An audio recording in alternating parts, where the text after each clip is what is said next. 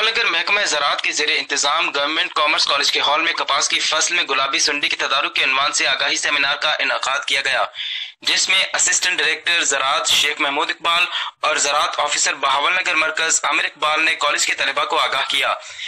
को छोटा करें, इस अंदाज में छोटा करें कि सारे को धूप लग जाए। जब सारे को धूप लग जाएगी तो उसके अंदर मौजूद सुंडी वो निकले। पर उनका कहना था कि अगर कपास की छड़ियों को खेतों से दूर छोटे बंडलों में धूप में उमूदन रखा जाए और कपास के ढेर को उलट पलट कर रखा जाए और इसके फजले को तल्फ कर दिया जाए तो इस अमल से कपास की छड़ियों में मौजूद बचे कुचे अंडे तल्फ हो जाएंगे। क्रॉप रोटेशन ऐसी कर सकते हैं, ਅਸੀਂ सिलेक्शन ऑफ दी क्रॉप ऐसी कर सकते हैं जिहड़ी साल टॉलरेंट होती है।